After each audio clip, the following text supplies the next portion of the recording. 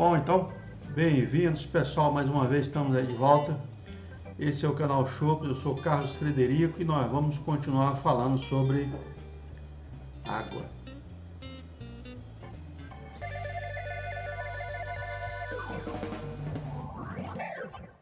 Vamos nessa então.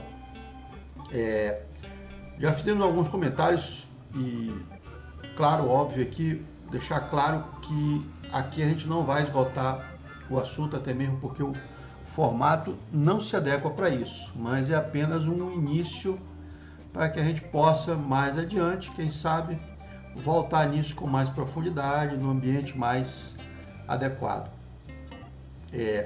Conversamos sobre o entendimento que eu tenho da forma como a água desenvolve três papéis fundamentais dentro do processo de produção cervejeira. A água como um condutor, armazenador de energia térmica, condutor não, na verdade um isolante, muito mais um isolante térmico e um armazenador de energia térmica. A água como um solvente universal, como um meio onde os nossos sais minerais, os nossos óleos essenciais, os amidos, açúcares, carboidratos, tudo irá se dissolver. E a água como um reagente que atua de forma ativa, participativa dentro dos processos químicos e bioquímicos que estão acontecendo, seja na mosturação, seja na fervura, seja lá na fermentação, que vão no final se somar tudo e conduzir a esse produto final maravilhoso que é a nossa cerveja. Dessa forma, então, chegamos até a falar um pouquinho sobre legislação e potabilidade, né? Dessa forma, então, hoje o que eu quero passar para vocês é um pouquinho sobre uma das propriedades químicas fundamentais da água, que é o pH. O pH ele tem uma influência fundamental dentro de todos os processos da produção de cerveja. O pH ele vai influenciar, por exemplo, na atividade enzimática. Então, no momento que você inicia a sua mostura, se o seu pH está ou muito ácido ou muito básico, isso irá afetar como que as suas enzimas irão proceder, podendo inclusive chegar a inviabilizar o processo. O pH da água irá influenciar na dissolução dos sais, irá influenciar na dissolução e isomerização dos alfa-ácidos e dos óleos essenciais, e irá ter influência direta sobre o processo de fermentação. Então, ele basicamente controla todas as etapas do processo de produção da cerveja.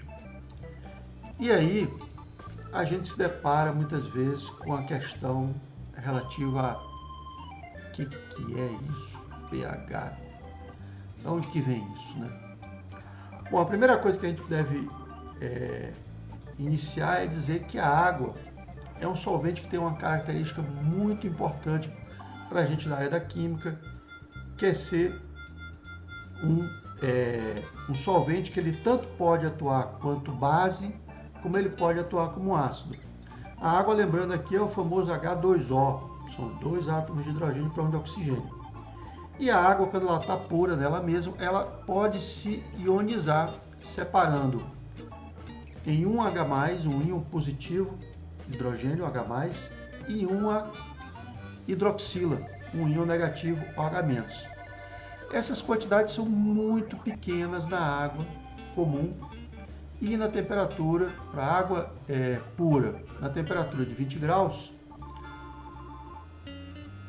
essa quantidade de H+, e OH- é exatamente igual, eles se balançam, porque só vem da água e toda vez que produz um H+, produz um OH-, então elas são exatamente iguais.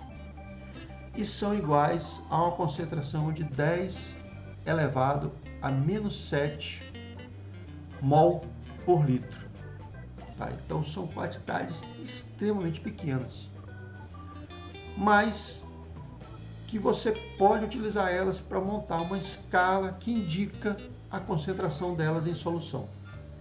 Então, ao invés de eu ficar falando 10 a menos 7 molar, 3 vezes 10 a menos 5 molar. Então, ficar repetindo toda hora esses números, o que a gente faz? Toda vez que você tem alguma potência, né, 10 elevado a alguma coisa, é interessante que você suma com essa potência, essa base, e fique somente com o expoente. Para você fazer isso, você pode usar um logaritmo. E aqui no caso, como a potência é de base 10, a gente usa um logaritmo na base 10 também.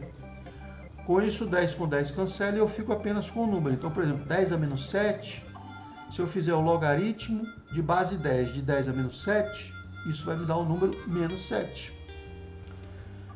E aqui de novo não é interessante a gente ficar novamente falando, é menos 7, menos 6, menos 3, menos 5. Então eu vou multiplicar tudo isso por menos 1, vou fazer o negativo. Então, se eu tenho menos 7, se eu multiplicar por menos 1, isso vai se tornar um número positivo igual a 7. Então, o negativo do logaritmo em base 10 da concentração de H+, é definido como meu pH. pH, essa sigla é o chamado potencial hidrogênio iônico, que mede a concentração do íon H+. Então, se eu tiver, por exemplo, uma concentração de H+ igual a 10 a menos 7 molar, menos o logaritmo de 10 a menos 7 vai ser igual a 7. Então, pH 7 significa uma concentração 10 a menos 7 molar de H+. Como H+ e OH- são iguais para água pura, então a concentração de OH- será também 10 a menos 7.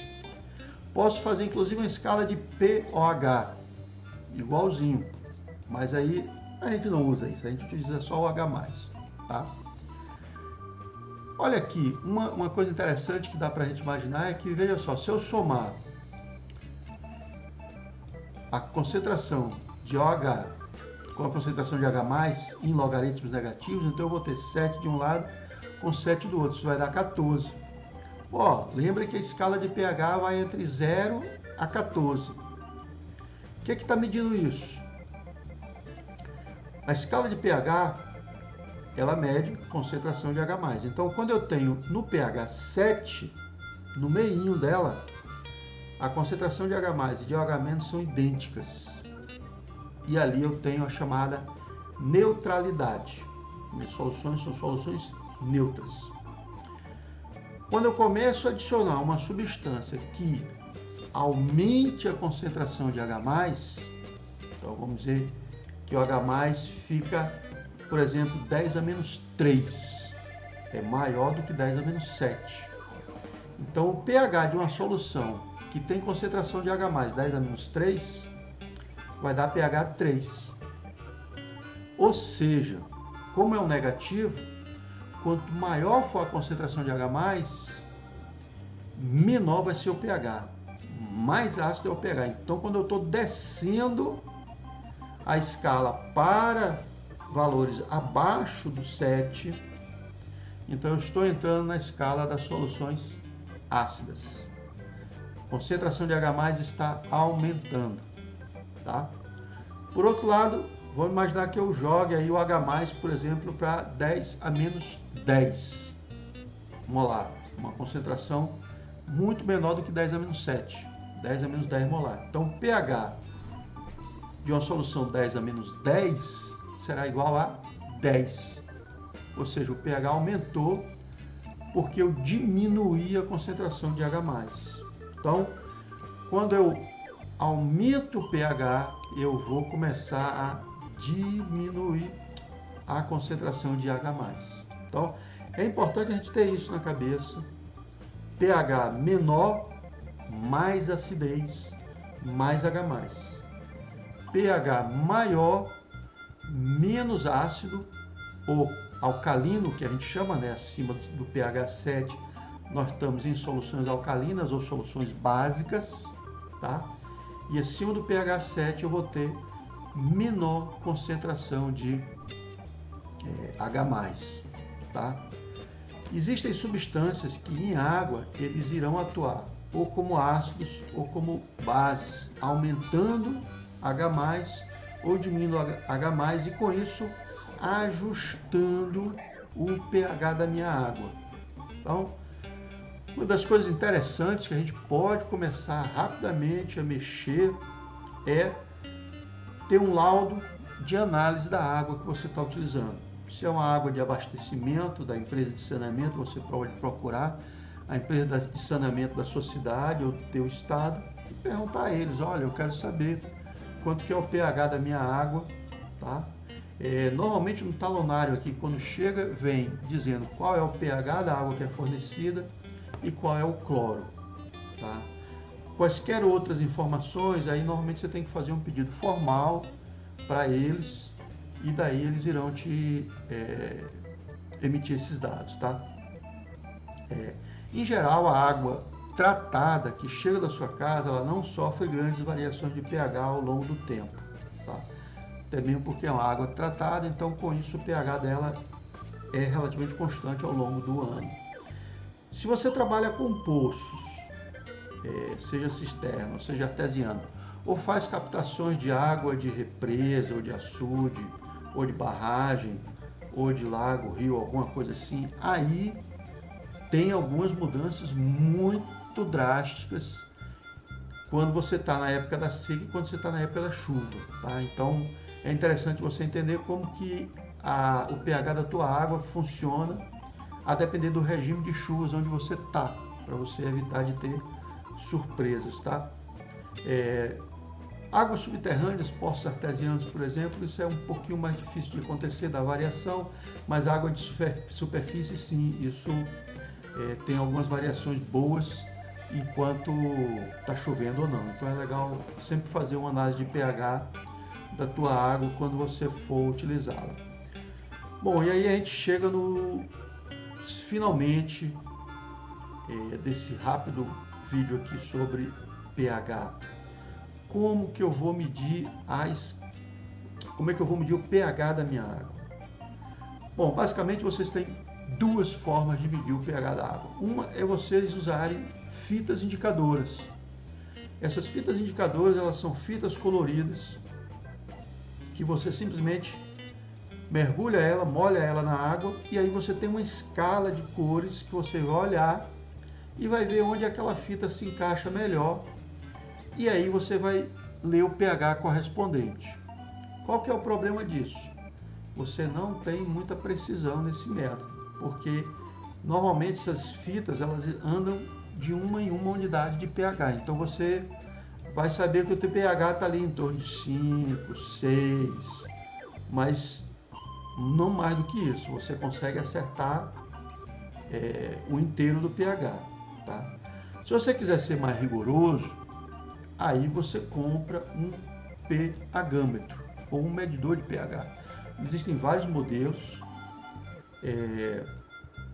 e aí sim vocês vão conseguir medir o seu pH com uma precisão de 2 casas decimais, então você consegue saber, o pH aqui está 6,12 ou 5,32, então você consegue ter um número bom. Desde que, primeiro, o seu pH-gâmetro esteja em boas condições de operação. Então, o importante aqui é que você sempre mantenha o pH-gâmetro. Quando você comprar o seu, você vai ver, ele tem um bulbo de vidro na parte onde faz a medição. Esse bulbo de vidro ele tem que ser mantido sempre umedecido num líquido, uma solução de guarda, que é uma solução de cloreto de potássio. Tá? Então, tem que manter ele sempre numa solução de guarda, senão ele resseca e perde sensibilidade, podendo até caducar, né? Bom, a segunda coisa é que você tem que calibrar o seu pH-gâmetro. Então, todo mês tem que calibrar o seu pH-gâmetro, tá certo? Eu, particularmente, faço sempre a sugestão de que você irá usar o calibre, tá? Para calibrar o pH-gâmetro é muito rápido, você precisa apenas de 2 ou 3 soluções de calibragem, é um procedimento rápido e evita você ter problemas adiante, porque se o seu pH-gâmetro está descalibrado, o que você está medindo, simplesmente você não tem certeza, tá? Então, fitas de pH são rápidas, são baratas, mas são imprecisas. pH-gâmetros são rápidos, são precisos, não são tão baratos, mas você encontra modelos relativamente baratos, tá? mas tem que tomar mais cuidado com a calibração e com a guarda deles. Tá?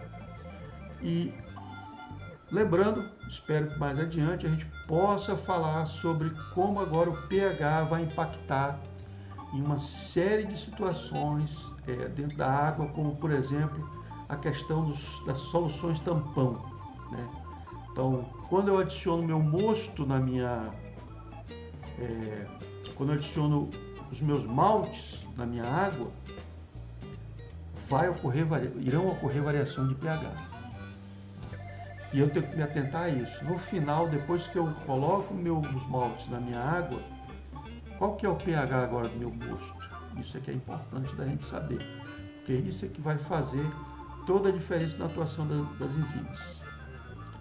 Bom, espero que é isso. Tomara que tenha sido útil para vocês. Ficamos por aqui. Até a próxima. Tchau para vocês.